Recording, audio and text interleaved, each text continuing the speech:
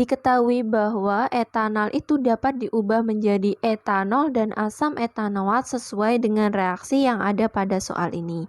Yang mana yang ditanyakan adalah reaksi yang dapat digunakan untuk melangsungkan reaksi tersebut adalah, jadi pada soal ini disajikan dua reaksi yang mana etanol menjadi etanol dan etanol menjadi asam etanoat. Sebelumnya saya jelaskan terlebih dahulu apa itu etanol. Jadi etanol itu merupakan senyawa turunan alkana yakni pada kelompok aldehid atau alkanal dengan rumus molekul yakni C2H4O. Nah, jadi berikut ini reaksi yang terjadi pada aldehid. Yang pertama adalah reaksi dengan pereaksi Tollens, yang mana pereaksi Tollens itu mengandung adanya larutan Ag2O. Namun karena Ag2O susah larut dalam air, maka ditambahkan dengan larutan NH3 agar terbentuk kompleks AgNH3 dua kali positif. Nah, ketika aldehid itu direaksikan dengan pereaksi Tollens, maka akan menghasilkan senyawa asam karboksilat serta terbentuknya ada cincin perak. Yang kedua adalah reaksi dengan pereaksi Fehling. Yang mana pereaksi Fehling itu terdiri dari dua campuran yakni Fehling A yakni larutan CuSO4 dan Fehling B yakni larutan kalium natrium tartrat. Sehingga ketika aldehid direaksikan dengan pereaksi Fehling, maka menghasilkan senyawa asam karboksilat serta terbentuknya endapan merah bata. Nah, kedua reaksi tersebut antara pereaksi Tollens dan pereaksi Fehling, keduanya merupakan reaksi oksidasi, di mana reaksi oksidasi itu terjadi karena aldehid itu merupakan reduktor kuat sehingga dapat mereduksi oksidator lemah.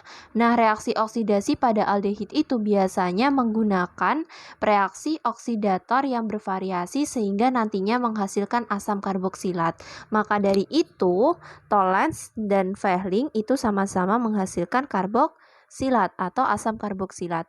Nah, reaksi atau oksidator yang umumnya digunakan adalah kalium dikromat atau K2Cr2O7.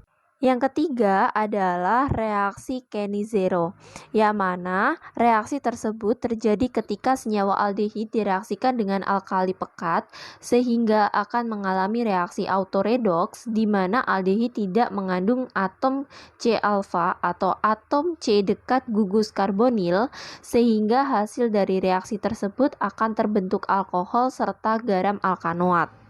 Misalnya adalah NaCuOH.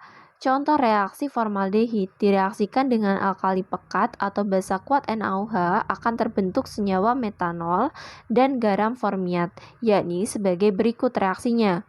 Nah, yang terakhir adalah reaksi reduksi atau adisi H2, di mana reaksi ini terjadi ketika aldehid direaksikan dengan H2 sehingga terdapat adanya penambahan gugus atom pada ikatan rangkap CO yang menyebabkan ikatan rangkapnya berkurang dan menghasilkan alkohol primer.